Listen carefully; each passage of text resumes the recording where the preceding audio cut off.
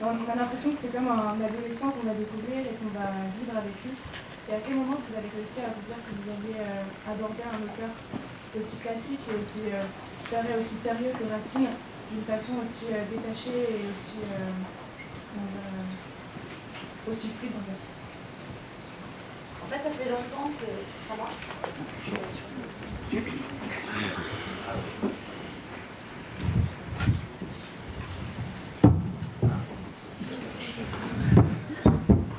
Bon, tant pis. Je garde le fil. Tout d'abord, je voulais vous dire que j'étais très heureuse d'être là devant vous aujourd'hui, sous ce beau soleil et malgré les grèves de train qui n'ont pas été trop dures aujourd'hui. Donc ça a été un voyage assez fluide aussi. Et donc pour répondre à votre question, je dois vous dire que en fait, Racine me trotte dans la tête depuis longtemps et depuis plusieurs romans.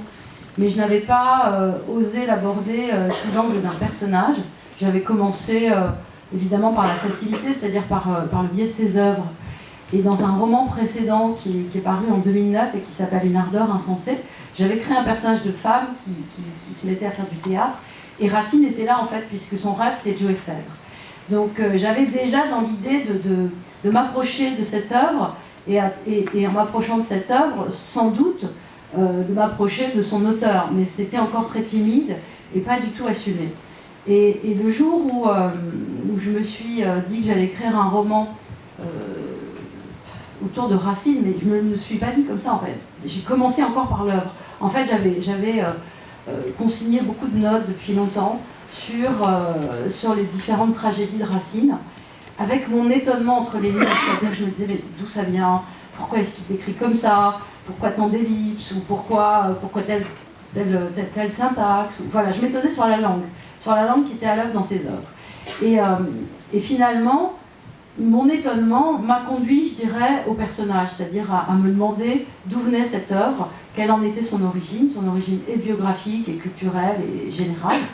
Et longtemps après, alors je ne pourrais plus tellement dater les choses parce que c'est assez ancien, mais longtemps après, je me suis dit, je vais regarder l'homme derrière cette œuvre, et avant l'homme, je vais regarder surtout, parce que quand on pense l'œuvre, on pense la statue de marbre de Racine, comme vous tous, c'est-à-dire le nom patrimonial d'un auteur qui figure dans tous les manuels, qui a ses statues et qui a, je dirais, son culte d'une certaine manière. Et donc j'ai commencé par regarder ça, mais c'est vrai que j'ai fait preuve d'une forme de désinvolture, ou peut-être même un peu d'effronterie, en me disant mais je ne vais pas me contenter de ce marbre, parce que moi je suis auteur et je sais qu'on n'est pas né dans le marbre, et donc il y a eu une vie avant ça, et que la vie n'est pas du tout ni linéaire, ni monolithique, ni, encore une fois, aussi solide qu'un marbre. Et donc, je me suis dit, mais s'il a pu écrire cette œuvre, c'est certes parce que c'est un héritier culturel, qu'il a lu, qu'il a appris, qu'il a voulu être lui aussi un auteur, mais c'est sans doute aussi beaucoup parce qu'il y a une expérience derrière tout ça. Et c'est comme ça que je me suis aventurée vers le personnage, vers la création d'un personnage, en imaginant qu'il y avait une expérience. Alors évidemment, je suis allée regarder des biographies, j'ai pas tout inventé, et je me suis appuyée sur de la réalité et sur des faits qui avaient été consignés par des historiens et des biographes. Mais une fois que j'étais en face de ça, je m'en suis assez vite libérée en fait. C'est-à-dire que j'ai voulu essayer de créer un personnage depuis l'enfance. Et depuis l'enfance, c'est difficile quand on suit le fil des biographes d'avoir la sensation de l'enfance. On a des dates, on a des lieux, on a une éducation, on a des partenaires de l'éducation, ou encore une fois peut-être même des anecdotes, mais on n'a pas la sensation de l'enfance.